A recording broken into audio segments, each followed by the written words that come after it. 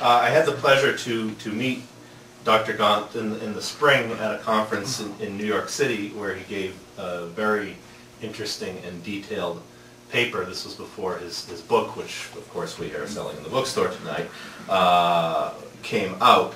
And it's a book that's so filled with documentation and information on the Armenians and the Assyrians and what befell them in 1915. It's really groundbreaking material, and everybody should be very excited about it.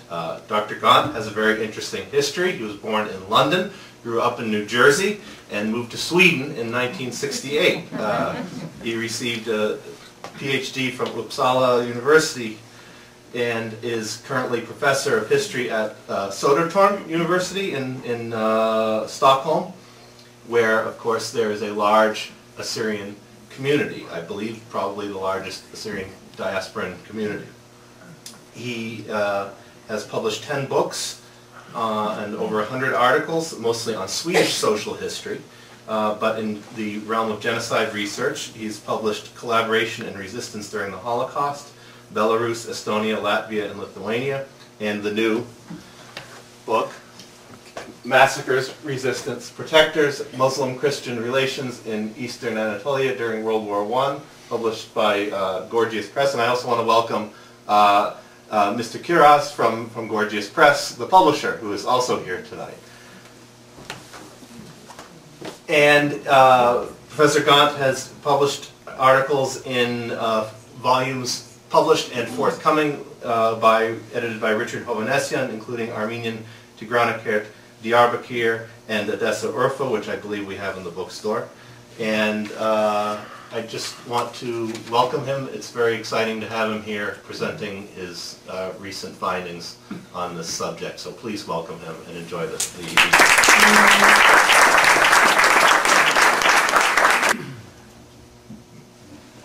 Thank you very much for this invitation from NAASR and from the United Assyrian Association of Massachusetts to speak with you tonight. Try to speak as closely in as you can. Okay, I'm not a rock star, so I'm not used to having 3 microphones in my face. But I shall try. And please don't harass me if you think my English is a bit Swedishized. I can't help it. I'm here to talk about a research that I knew was good research, a book that I know is interesting, but now I realize is important and has a political importance that perhaps it never occurred to me when I did the research that it had. This book, rather fat book, 500 pages, filled with details, lots of documents, all different kinds of languages. The aim of it was to answer a comment that almost always came from the Turkish government's side, that there were no documents that could prove or even illustrate a genocide. And I had met this argument many times, both in Sweden and in other places in Europe, and I'm sure you've heard it in America many times too. And my purpose in writing the book was to show that the evidence, especially on the local level, was overwhelming. I started also, and this was because of my students, who many of whom have a Syrian or an Assyrian background, who wanted me, they knew that I was researching the Holocaust, to also interest myself for the genocide that took place in the First World War in the Ottoman Empire. And I said, I didn't know very much, but could you come with some books and some documents? And they started coming with books and documents. And I said, well, I can't read all of these. Can you help me? Because I know some European languages, but I don't know all the languages in the world, and there are a lot of languages.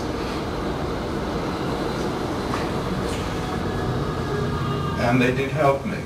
And they came with more books and more books. And in the end, I was actually informing them about what the importance of the documents were, because they often didn't know themselves. And there came a time when I presented them, and there were representatives of the Turkish government, the Turkish embassy, present in the auditorium. And they did as they sometimes do. They heckle you if you are saying things that go against the normal Turkish historical line. The problem was that I was speaking at a conference organized by the Swedish government. And it's not a good idea to do things like this in a government organization, organized conference. And as a kind of compensation, it's a very long story. I was one of the few people in the world who have had access to Turkish archives in Ankara and in Istanbul. And I have, for that very reason, also filled the book as much as I could with the Turkish documents that I found. In this way, it cannot be said that I am using material that is partial towards the Turkish side.